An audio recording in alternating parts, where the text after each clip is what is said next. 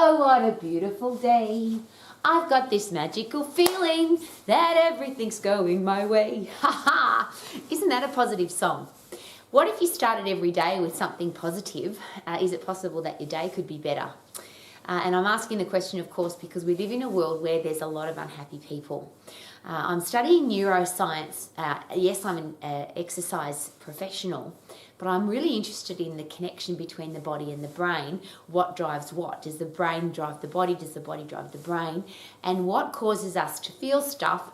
What causes us to feel puffed and tired when we exercise, when we get puffed and when we lift heavy? And what makes us feel good after we exercise? And we always do. And everybody I've ever spoken to that's ever started an exercise program or exercise session feeling tired or crappy or don't feel like it or don't want to do it, we always feel better after we exercise. So of course for me there's a really interesting connection between the body and the brain. Then of course there's this connection of do people who exercise become happier, or are you happy and then when you exercise you get happier?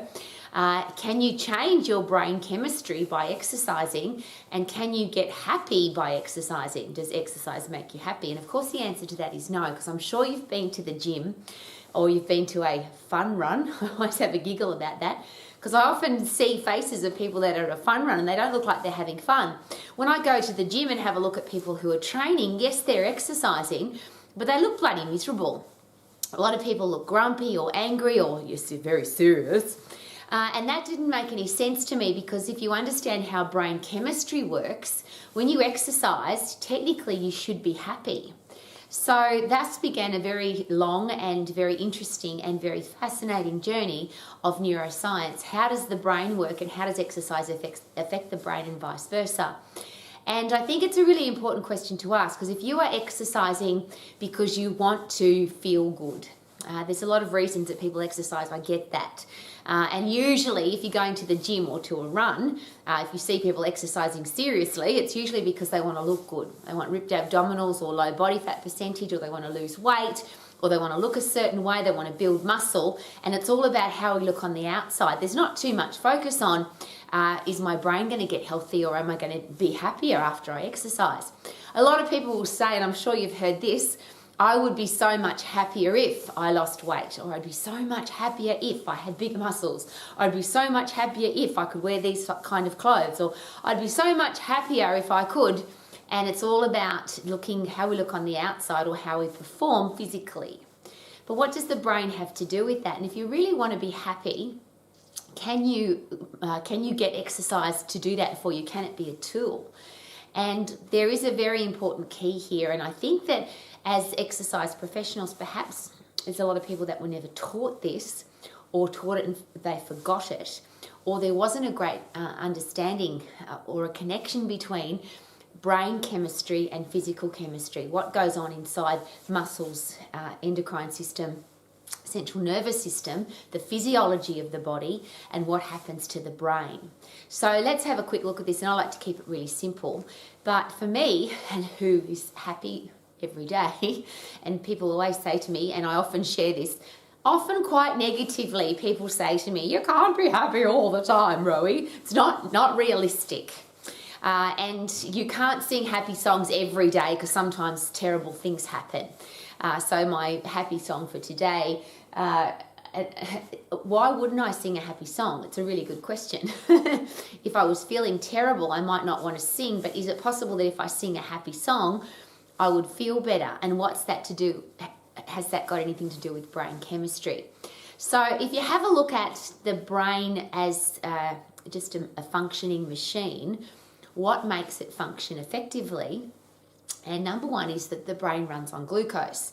Glucose is one of the macronutrients that can cross the brain-blood barrier, so it can get inside the brain. And I'll rephrase, the brain runs on glucose. If you are in a hospital and you can't eat food, you're unconscious, or you just can't eat, they will put you on a glucose drip. Because obviously if your brain's not working, then the rest of your body doesn't function. That's an interesting thing to take note of. Two things there. One is the brain runs on glucose, and obviously if your brain's not working, then nothing else works either. So how do you get your brain to function effectively? And is there a connection between a healthy brain and a happy brain? If you feel happy, if you feel satisfied, if you feel good about yourself, if you've got good self-esteem and self-confidence, does that show that your brain's working well? And is there an interesting connection there with people who exercise but they don't look happy? So they don't have good self-esteem or self-confidence, or they don't have the chemicals in their brain that should be making them feel good. So what causes that chemical change in the brain? And again, I think this is something that as exercise professionals, we need to understand the physiology as much as we understand the emotion of this. So the human body, as you know, we haven't really evolved, we haven't evolved from the fight and flight programming inside our body. Our body is designed to survive. We haven't changed from that. The body says, I will do whatever it takes. And I don't know if it talks to itself, but your body chemistry, your physiology, and your brain chemistry and physiology will do everything possible to make sure that you don't die. So if you're under threat, if your body feels like something's trying to kill you, attack you, hurt you, challenge you, stress you, it produces chemicals to make sure that you can fight the threat, boom, boom, boom, boom, or you can bloody run away from it as fast as you can. And there's two really important things there. If you turn and fight, every muscle in your body, your central nervous system, your endocrine system, all the hormones in your body are now designed to fight. Everything, every part of you is designed to fight.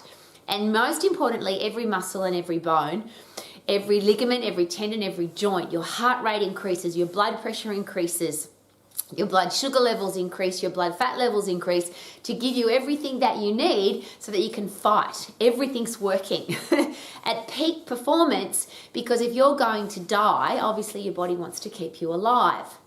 So that, and I'm going to say that again, that system, the fight and flight system, the hormonal response to stress, threat, challenge, death, is survival. So everything's on 100%. Even to the point where what you don't need shuts down. So if you're under threat and your body thinks it's going to die, you won't feel hungry. You won't feel like you want to have sex. You won't feel thirsty. Anything that can be shut down, well, even your immune system, it says, we'll look after you later, but at the moment you're under stress. So everything shuts off except we've got to fight or flight. Now, fight uses every muscle, bone, ligament, tendon, joint, every part of your physiology, and so does sprinting, flighting. If you've got a wild animal chasing you, if you've got a wild tribe chasing you, you're not walking away, you're not jogging away, you're not doing a 45-minute plod jog, 45-minute pace myself through an exercise session, 45 minutes at the gym doing 17 exercises, 3 sets of 10. You're gone. Your body needs to survive. And I'm going to say this again because I think it's a missing link sometimes with exercise, because we call activity exercise, we call movement exercise, but ultimately the most purposeful exercise is the exercise that keeps you alive. And I'll use two parts of that. Yes, when you sprint away or you fight an animal, we could call that exercise, but technically it's the exercise of keeping you alive. So everything works at 100%. When you're in fight and flight mode, when you're in survival mode, when you're in something's trying to kill me, your body goes into 100%. Everything works at 100%. I'm going to just let that sit for a minute. Because the chemical response there is literally the same for everybody. Your body produces epinephrine, adrenaline, same thing, one from the adrenal gland, one from the brain. Your body produces cortisol. The catecholamine system is where every cell in the body opens to get you energy quickly so that you can fight and flight. That whole system, the fight and flight system, hormonal system, happens when we're under threat. Go. 100% effort produces 100% of that system working. Adrenaline, epinephrine, cortisol, the catecholamine system. Pretty exciting. The whole hormonal system, if you ask the endocrine experts, what does the hormonal system do? There's usually one simple explanation. It's responsible for bringing everything back to homeostasis, bringing everything back to normal. So if something happens, your hormonal system goes into overdrive to do whatever you need to survive, and then whatever you need to bring you back to normal. So it goes from one extreme, so you might be homeostasis, relaxing, and all of a sudden a car bangs into your house and breaks the wall down. Now we've got epinephrine, adrenaline, the cortisol, the catecholamine system goes into overdrive. To get back to normal, however, your body says you were under threat, you could have died, you fought the threat, you got away, congratulations. And this is where I get really excited, because that response is the hormonal response in the brain, and there's a crossover between the endocrine system and the central nervous system. The neurotransmitters of dopamine, serotonin, endorphins, and brain-derived neurotropic factor, which is fertilizer for your brain, they all are produced after you overcome a threat. If you fight and kill the animal, if you run or sprint and get away from the threat, your body says, congratulations, you're awesome. So you produce dopamine, serotonin, brain-derived neurotropic factor. Endorphins kick in while you're exercising because they give you the painkillers that you need to get away, and then that sense of satisfaction after you've finished your exercise session, after you've got away from the threat, after you've put in 100% effort. And that's where I think there's a missing link. This doesn't work when you put in a half an effort or a 50% effort. This system doesn't have to go into overdrive when you plod jog through a 30-minute long run. The epinephrine and adrenaline doesn't need to be produced if you know that you're going to do a 45-minute class and you're going to pace yourself through 45 minutes. The 100% effort system is designed for 100% effort. So here's the question that I've now been asking for a very long time. Why do we get people to put in half an effort? Why do we get people to pace themselves in an exercise session? What's the point? Why would you put in a 50% effort when you can put in 100% effort? The human body knows how to exercise, move, get going at 100% effort. It has to survive.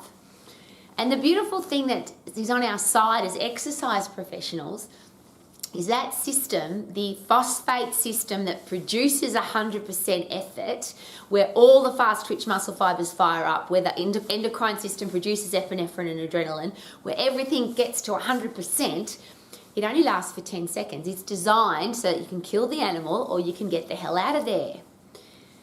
10 seconds.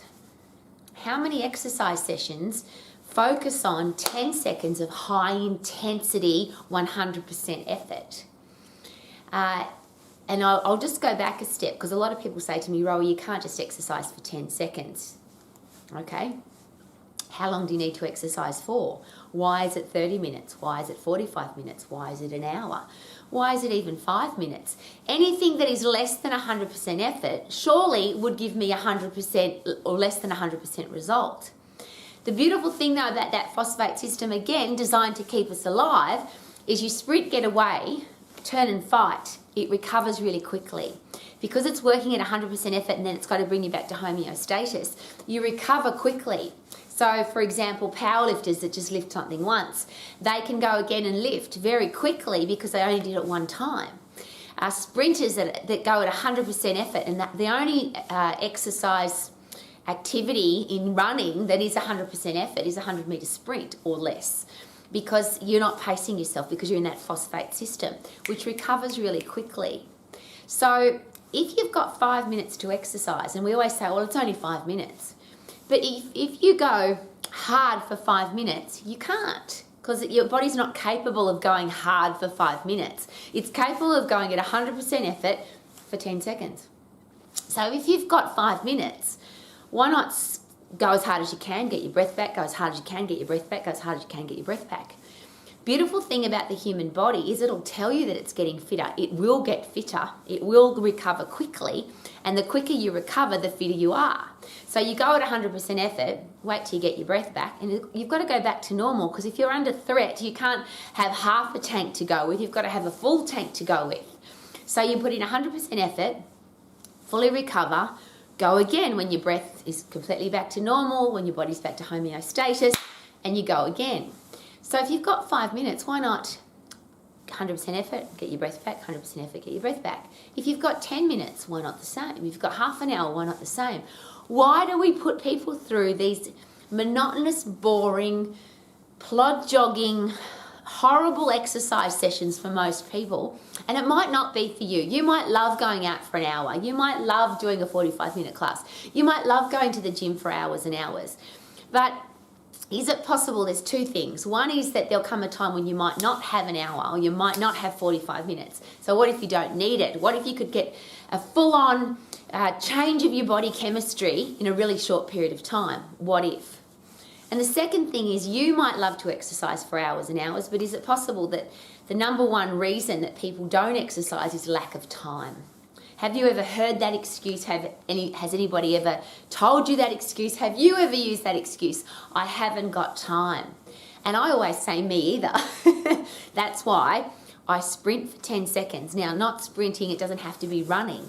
I've got a cross trainer, a boxing bag, a set of stairs, a steep driveway, soft sand, jump squats, push-ups. Doesn't matter, as long as you're putting in 100% effort. If you put in 100% effort, you put your body under stress, you produce epinephrine, adrenaline, high hormonal response.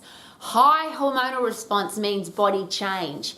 If you're not tapping into that 100% effort system, you don't get the changes. Most importantly, if you're getting older, and as I always share, I'm very old, I have to keep my fast twitch muscle fibers. Fast twitch muscle fibers only fire under pressure. If you're not jump squatting, if you're not sprinting, if you're not punching, if you're not producing adrenaline from your sport, so you're not putting in 100% effort, your fast twitch muscle fibers will waste away. Is it possible that the reason we get old is not because of age? We get old because we stop doing the things that keep us young. Some people say, oh, I've stopped my sport because I'm too old. How about this? You got old because you stopped your sport. If you're fighting, kicking, punching, puffing, lifting 100% effort, is it possible that you'll maintain your fast twitch muscle fibers, you'll maintain your 100% fitness, you'll maintain your 100% strength, and you'll stay young and strong for long? Let's go back to the happy though, because my song for today, which is every day, is always about being happy. But what if you could be happy, you could create your own happiness from your own brain because you put in 100% effort? One of the big challenges with unhappiness in the world, and there's not too many neuroscientists, psychologists and psychiatrists that disagree with this now, is that we feel unhappy for two reasons, or we feel depressed for two reasons. We've got no purpose and no control. Lack of purpose, lack of control. If you've got a job where you don't control what you do, you have to do what you're told, your boss tells you what to do, they tell you how much money you can earn, they tell you when you can go on holidays, and you just go there and do your job. That's where people are the least happiest in their job. If you wake up and you've got no purpose, why would you wake up? There's a great question. So how about this? What if we create our own purpose and we create our own control? I, yes, am a control freak. I want to be healthy, fit and strong for the rest of my life, and I don't want old age to get into my body. I don't want my body to waste away. I want to be in control of that.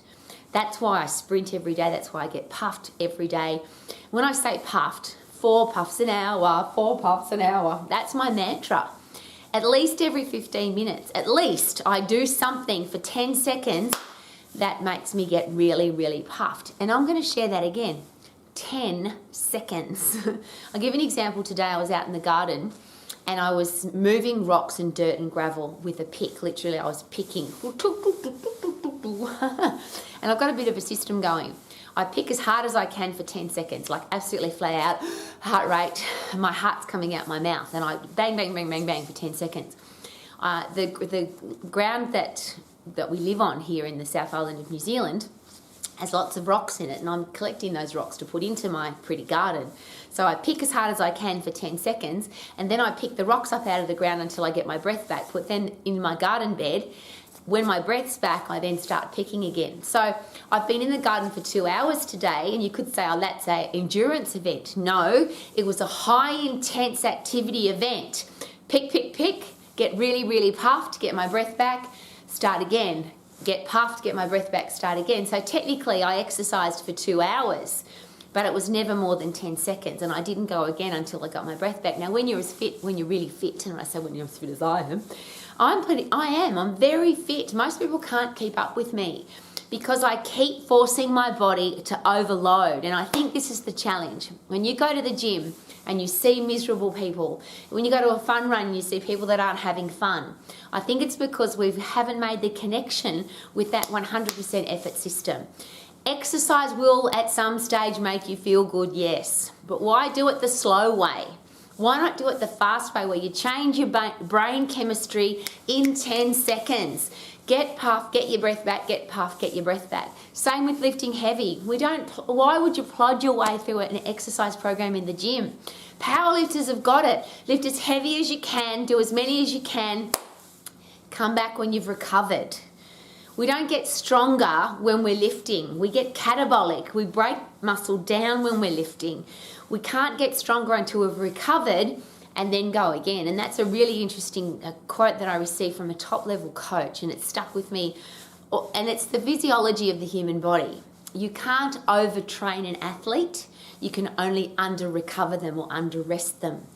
100% effort, then recover. 100% effort, then recover. Why would you put in 50% effort, not get quite recovered, then be able to put in 35% effort and then not quite recover, and then be able to put in 25% effort? Why would we do that? I'm asking, and again, I seem to sound lately like an old lady who's begging. I'm asking all of these questions because we have a world full of depression. Wouldn't it be nice if we could get people to create their own control and their own purpose? I'm going to control my human body and keep it young, and I'm going to create my own purpose, which is to be fit and strong for the rest of my life. I'm going to have a fit, strong, healthy body and a fit, strong, healthy brain. I'm going to change my brain chemistry. You can't do that without 100% effort. So why? I'm asking again. How about we do this? Just try it. You might think I've got to exercise for 45 minutes. Well, do your 45 minutes, but do hard and fast, get your breath back, hard and fast, get your breath back. You might think that you have to go to the gym for hours, but put in 100% effort.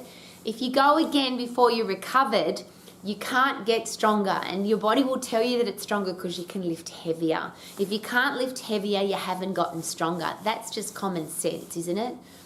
So if you want to have control of your life, if you want to have a purpose to live, if you want to be able to be happy every day, would it be a really good idea to consider, I'm going to turn my body into a happy drug pumping machine. I'm going to pump epinephrine, adrenaline, cortisol, norepinephrine, noradrenaline, dopamine, serotonin, brain-derived neurotropic factor, endorphins. I'm going to change my body's chemistry so that I'm going to look after my body so that my body looks after me. And then, very easy to be happy. Rowie, how can you be happy every day? Because I fill my brain up with happy drugs every day, and because I've got purpose and control. I'm in control of my health and fitness. I'm in control of my happiness level. I've got a purpose to get up every day because I'm aiming to get fitter and stronger and better and wiser. But that's not my special secret. That's just anatomy and physiology of the human body. So if you want to have a happy life and sing happy songs every day, could it be a really good idea to get puffed at 100% effort and turn your body into a happy drug pumping machine? I feel good, na na na na na na. I knew that I would now, na na na na na na na. So good, yeah, yeah. Live your life to the max. My name's Rowie. Thank you for coming to Romax, and I would love you to live your life to the max. I am happy, happy, happy, happy, happy, happy, happy, happy, happy. Woohoo! Because I choose to be. Woohoo!